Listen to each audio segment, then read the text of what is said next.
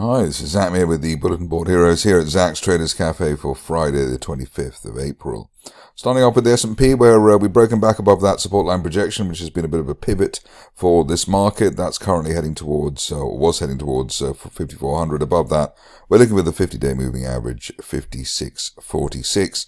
The overall pattern here, bear trap island reversal, so gapping down back in beginning of the month and gapping up now. You could actually say that it's a double bear trap island reversal, in the sense that we also gapped up mid-month and obviously have the gap up higher on Wednesday rather.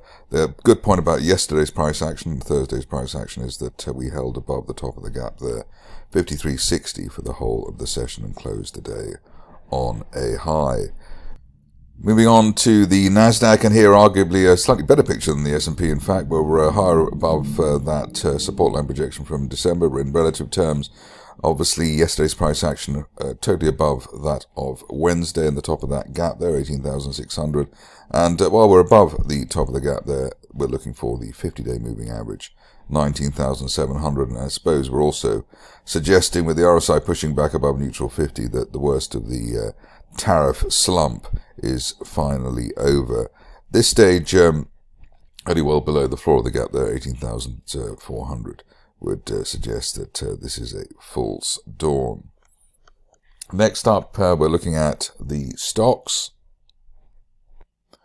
Starting off with a stock we've looked at quite a lot in the recent past, the Arena Group, and here it's a lap of honor twice, actually. The first time we had a target there at the top of the red channel, rising trend channel, base 320. Above that, it was suggested as recently as yesterday, before the market opened, that we could head up to a new line, an upper parallel of that. So that's basically the $4.60 level. An end of day close above that resistance line projection. We could be looking back to a December 23 resistance line projection at $6, hopefully to happen over the next couple of weeks. Ideally now we stay above resistance on the way down, which was around the $3.50 level.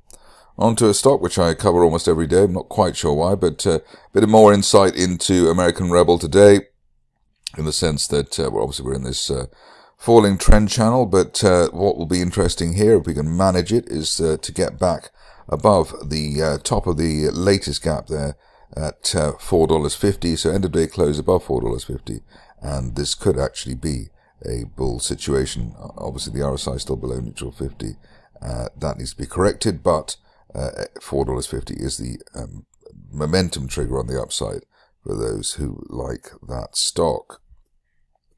A stock which is perhaps not so fraught at the moment is Ardagh, and here we've broken through recent neckline resistance, $3.20 above that, looking at the top of the range, and the top of that rising trend channel base at $4, hopefully by the end of next month, or ideally much sooner than that. One of the biggest rises of the moment has been Cantor Equity Partners, which actually has made things rather difficult for people who want to get involved, but there is a potential opportunity now, because we have gapped up 2 days in a row. The potential entry point for people who missed the boat would be the high of Wednesday, $17.83, which is the floor of that gap. And so if there is a chance for getting in there, that would be the level. Otherwise, yesterday's close, $24.80 on any retracement, given that we're at pre-market $28, would be another potential entry point for a move back to retesting the $40 zone or $39 zone, which is the peak so far. One of the recent stocks on the US Chartbreakers has been EPWK, and like the previous stock in one of our selections, AMBP, we've had two targets hit in consecutive days. The first one was this one here around the $5.90 level. The next level up was guessed to be towards $10, and obviously we've blown that out of the water. Finally, we could actually get up to that green resistance line projection from the early part of this year, up towards $13 as a best case target if we stay above the $10 zone. But amazing performance there by the stock, and also by the person who's charted it, perhaps. Looking on to KWESST, and here you can see that we've got a falling trend channel here, But good bullish divergence here, so lower lows for the last couple of days with much higher RSI trace. And we're looking for this to turn. End of day close above $7.50. Could be up to the top of that falling trend channel. $15 by the end of next month. But obviously want to stay in that channel in the meantime. On to Ostin, and here you can see that we've had consolidation within a broadening triangle, which will hopefully appear in a second once I've honed in on it. Here, the broadening triangle has been in place for quite some time. Good news at the moment is that the shares have managed to get back above the 50-day moving average at $2.04, and above that, looking at the top of the triangle there at $4.15, hopefully by the end of next month or even sooner, if I can try and get the chart to fit on the screen. But basically, you can see there, it's all about the 50-day line holding and heading towards that broadening triangle top from earlier in the year. Moving on to a new name for us, which is SAGTEC, and here the picture is of a situation where the shares have bounced off another broadening triangle there around the $2 area, looking for the top of the range there, $4.30 over the next few sessions. One would have thought that the following company would be in good spirits, given the lay of the land at the moment. The metals company, fast approaching the top of the rising trend channel that we set for it at $4.10.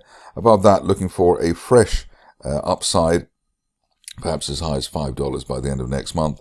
Ideally, we stay above recent resistance around the $3.14 level, call it $3, ahead of a potential move to the upside. But the unfilled gap to the upside and that V-shaped bull flag, very strong looking indeed. On to the last two. The first one is Xcel Brands, and here we've got a broadening triangle. The 50-day moving average at $3. Above $3, we're looking for the top of the triangle there, $4.80. By the end of next month, or hopefully much sooner than that. Recent resistance around the $2.50 mark, hopefully, will remain support on an end-of-day close basis. Finishing off with a stock which I have looked at before, and you can see that it's made progress. Another stock that's hit the target there, in this case, the top of that rising trend channel from the start of the year. Current view is that above the $10.50 area, we're looking for up to $16, the upper parallel of that rising trend channel base. And we're looking for that by the end of next month, while we remain above the latest support area around $8.